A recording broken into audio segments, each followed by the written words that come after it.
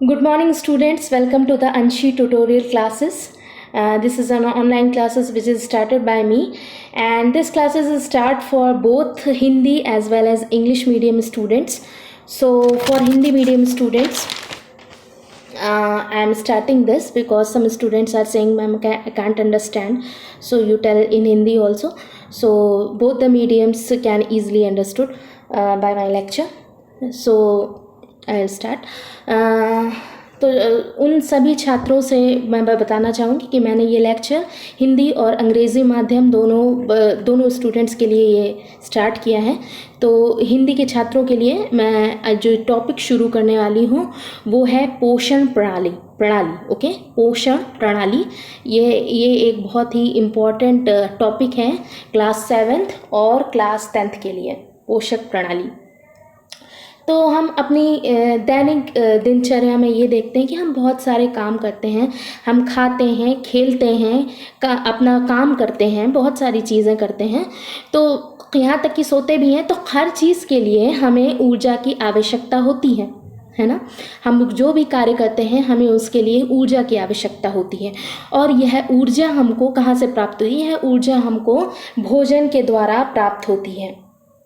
हम जो कुछ भी ऊर्जा पाते हैं वो हमें भोजन के द्वारा प्राप्त होती है, और भोजन में बहुत सारे पोषक तत्व पाए जाते हैं, जैसे carbohydrates, fats, proteins, vitamins, minerals.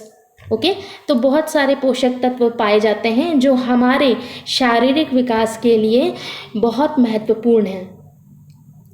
तो हम ये कह सकते हैं कि पोषक तत्व क्या है? तो जैविक क्रियाओं के संचालन के लिए जिस तरह की ऊर्जा की हमें आवश्यकता होती है वही हमारे पोषक तत्व होते हैं जो हम अपने दिनचर्या में इस्तेमाल करते हैं।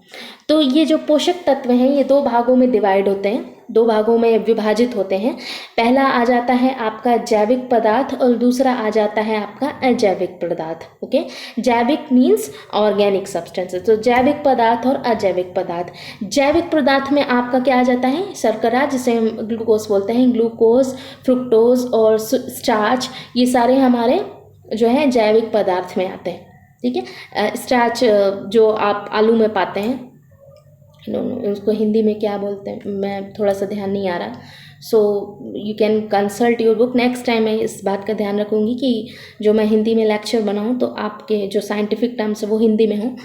और अजैविक पदार्थ में जैसे हमारे कार्बन डाइऑक्साइड, वाटर, सभी तरह के मिनरल सॉल्ट जिन्हें हम खनिज लवण बोलते हैं, वो सब आते हैं हमारे। तो ये सारे हमारे अजैविक पदार्थ में हैं, तो ये हमारे लिए बहुत ज़्यादा इम्पॉर्टेंट होते हैं। तो ये आप देखते हैं जो ग्लूकोज होती है वो एक तरह का सिंपल शुगर होता है और वो पाचन क्रिया करने में बहुत ही सरल होता है, तो हम आसानी से उसे पचा लेते हैं। और जो स्टार्च होता है ये एक थोड़ा जटिल पदार्थ है, ये डाइजेस्ट होता है पर इसको डाइजेस्ट करने में थोड़ा सा समय लगता है। कहने का मतलब ये है कि आपके लिए अगर आप सिर्फ ग्लूकोज पर रहें और आप सोचें कि मैं कुछ भी नहीं खाऊं, सिर्फ ग्लूकोज पीऊं और मेरी बॉडी बिल्कुल फिट रहेगी, मैं पूरा शारीरिक विकास मेरा अच्छा रहेगा, मैं मेंटली बहुत स्ट्रांग रहूँगा शारीरिक और मानसिक तौर पर, तो ये बिल्कुल गलत होगा, क्योंकि खाली ग्लूकोज से आपका दैनिक दिनचर्या नहीं चल सकती। उसके लिए आपको स्टार्च की भी ज़रूरत होती है, कार्बोहाइड्रेट्स की भी ज़रूरत होती है, जो ग्लूकोज, फ्रुक्टोज और ये सभी चीज़ें आपके लिए बहुत ज़्यादा इम्पॉर्टेंट होती हैं। सभी तरह के प्रोटीन से जो दालें आप खाते हैं वो सब चीज़ें इंपॉर्टेंट होती हैं। तो बॉडी को चलाने के लिए हमें हर चीज़ की आवश्यकता होती है। ठीक है, तो हमारी जो पोषक प्रणाली है वो दो भागों में विभाजित होती है।